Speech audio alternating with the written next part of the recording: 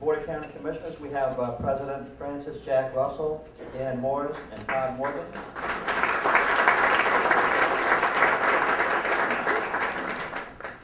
From the Board of Education, we have its Chair, Sal Vasta, the Vice Chair, Marilyn Crosby, Brooke Matthews, and Mary Washington.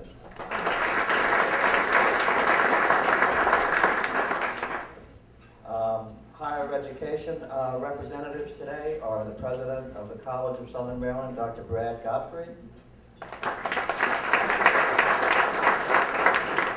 And with us also is Dr. Mel Powell, who's the Executive Director of the Southern Maryland Higher Education Center. And then finally we have with us County Administrator John Savage.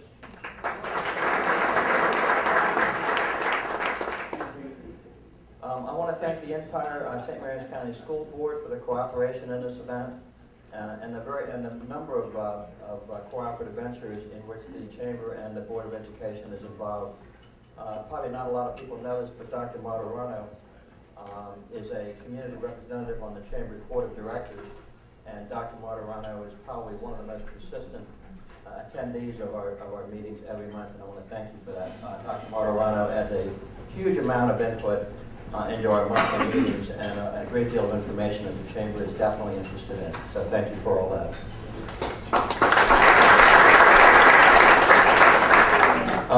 Remember, you've got these blue forms on the table with a pen, one pen on every table. Please take the opportunity to fill out a question for Dr. Martirano at the end of his presentation. And now to make that presentation, Dr. Michael Martirano.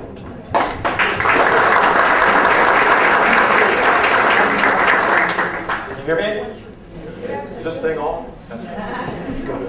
All right. Well, good afternoon, everybody. I am delighted to be here this afternoon.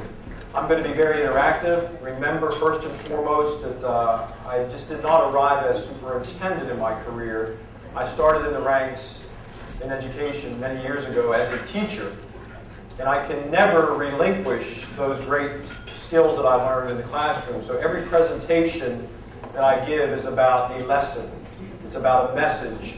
It's about an educational opportunity. So as my dutiful students, I expect you to tune in, listen, sit up properly. If you're talking to your neighbors, I will use proxemics. I will come near you. I will tell you to stop talking. If you don't, I will ask Mr. Clements to remove you.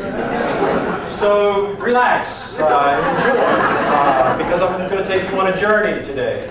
And we've got several pieces of information, and this is one of the most exciting things for me to do. At the same time, it's a very challenging thing for me to do because when you're dealing with a large body of information, when you're dealing with a public school system that has 17,500 children, an incredible number of partners, 35,000 parents, all the staff members, we really have a large stake in terms of an incredible amount of folk that are affected by the educational outcomes in St. Mary's County. But to try to distill that down to the very essence in terms of a good lesson is a difficult challenge. So today my goal is, my objectives, is to move through this presentation in a very clearly didactic manner, allowing an opportunity at the end for questions so that it is interactive, and that we move through it in a very positive way in that sense because there are so many things to celebrate in the St. Mary's County Public School System. For your references, as you are going through listening to the presentation, I have provided you with 3 resource documents. I want you to refer to those, not while I'm speaking, but throughout the presentation. You have a bookmarked one that is Lessons in Geese, and I'm going to talk about that momentarily. You have a letter that I would like for you to read that is very, very serious and important. It is my response to the need to protect children as a result of all the information that is on TV right now regarding the allegations of a staff member at Penn State, and making certain that you understand our commitment to keep our children safe in St. Mary's County and the expectations that all of us have. I'd like for you to read that. And then also you have a copy of our annual report that chronicles all of our data. And I can't think of any other organization that when a data point is revealed, it makes the front page newspaper every time a data point comes out. It defines the importance of education in our community. And every data point represents a child. And so we continue to approach it as if every one of those numbers represents a child. So I'm going to pick up speed here a little bit. We're going to have a little bit of fun. I'm going to be very quick and move through. I am delighted to have all of you in attendance. We are very cognizant of the economy right now, and we are very cognizant that we have done our part as a school system to pare back, to make certain we are delivering the essence and maintaining the full fidelity of our program delivery, maintaining the integrity of our school system. But today we've really kind of low-keyed this event as well. And I'm delighted to see that over 100 people from the community have attended this event to show your commitment to public education. So relax, enjoy your dessert, and let's dig in. See right there, you see the geese. The geese became very symbolic to me for a number of reasons. And I want to tell you a little quick story about the real lesson in geese and why they're important to me. One, if you look at that bookmark, we can learn a lot from geese. But many of you may know me well, and I'm an avid bike rider. I finished my first 100-mile run this past year. In one day, I participated in the Century Seagull ride, and I ride constantly. I'm like a little hamster. I got to get all that energy out and do something. So on one of those beautiful, bucolic Southern Maryland spring days, in the middle of all the budget drama that was going on, I got up early in the morning, said goodbye to my lovely wife, who's here to my right over here, my wife Sylvana. And I said, I'm going to go on a ride, and I didn't come back for quite a while. I needed to do a lot of head clearing on that particular day. So 20 miles later, coming back home, it's beautiful, sun's coming up, beautiful, fog is lifting off of Breton Bay. You got the image? You with me? And in a distance, it doesn't get any better than this in Southern Maryland. I hear the geese honking. And they're coming. Now they're coming with me. And I'm looking up and I'm just letting it all go. And I said, Mike, this is what really matters in life, is the beauty of this moment. And as I look up at these geese, as they're in V formation, 2 of them peel off. And they're going right with me. They're right with me. So now I look up, they look down, and they gave me a nice little gift. Done from head to toe, the whole way down. And I am convinced,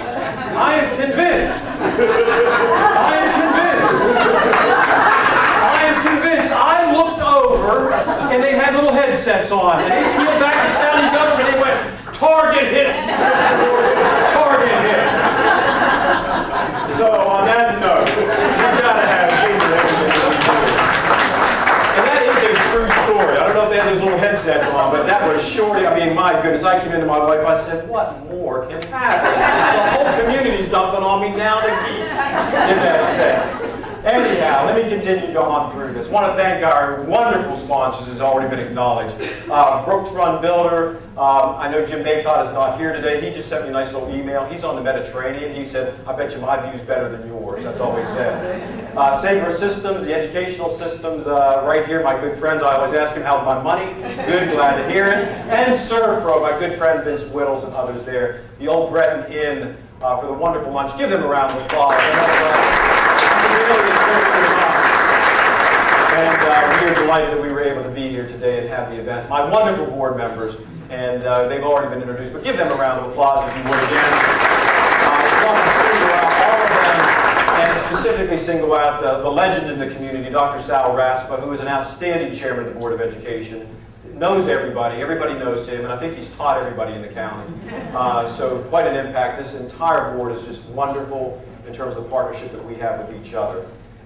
Take a look at those partners. You're going to find your name up there. If you take a look at education in the 21st century, we cannot do it alone. We've got to have all of our partners at the table, and we've got some tremendously solid partners who continue to give more each day. When I pick up the phone and ask for something, they respond with a level of really quick urgency, and I really appreciate that. I've already talked about the lessons of geese. I want to state for the record, as I make that public pronouncement, the state of the public school system in St. Mary's County is stabilized and strong. Let me repeat that. It is stabilized and strong. We have repositioned, we have re-examined, we have redefined who we are as we have resized our organization. But ladies and gentlemen, in November of 2011, as we are here, our school system is stabilized and strong. And that is a testament to the hard work by everybody in this room. let me continue through. Let me let you know that quickly I want to shine the light. When we talk about our school system, we have 3,300 employees.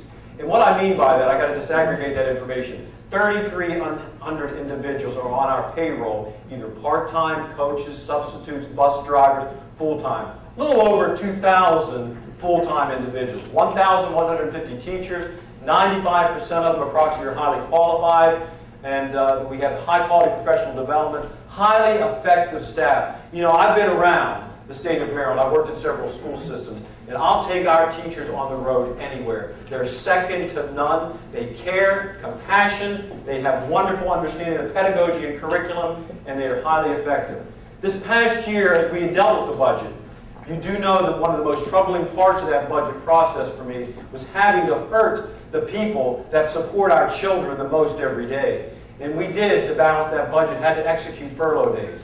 But that weighed on me tremendously throughout the summer and into the fall. And was delighted when we got our information back this year from our audit that verified our fund balance, and then we did get an insurance rebate. So the collaboration with the Board of Education, a 5-0 vote, they allowed and accepted my recommendation to take a portion of that money and eliminate the furlough days. To bring the salary back up to that level, you have to work for those days, 3 more days of work, and then took that before the Board of County Commissioners and a 5-0 vote as well. And the Board of County Commissioners supported that movement as well. Give both boards a round of applause.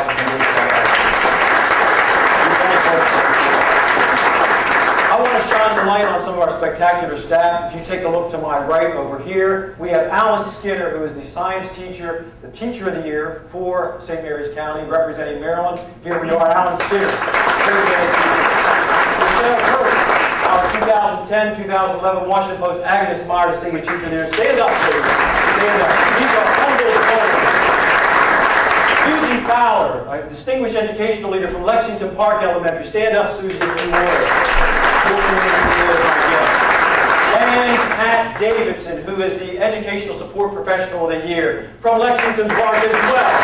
So they had the trifecta this year, all three from Lexington Park, on the same road, Great Mills Road. All four represented great work occurring in Lexington Park for our children. The diversification of our staff has been something that has received a good bit of press recently, and we are so committed to diversifying our total staff so that it looks, our staff mirrors what our student body is. Our student body is becoming more diverse overall. And right now, as you can take a look at the disaggregation of that data, our total staff, and if you take a look at that overall, our percentage of students versus staff, our percentage of students who are Caucasian, 70%. Our staff represents about 83-84%. African American students make up about 18 to 19% of our student body, and our overall staff represents about 13 to 14%. Overall staff. We're talking about paras, we're talking about our secretaries, our cafeteria employees, because these individuals impact our children every day as well. And then other minorities as well. Our school system is changing in the diversification of it, and we want to make certain our effort is there to hire individuals who are highly qualified but represent the diversity of our county.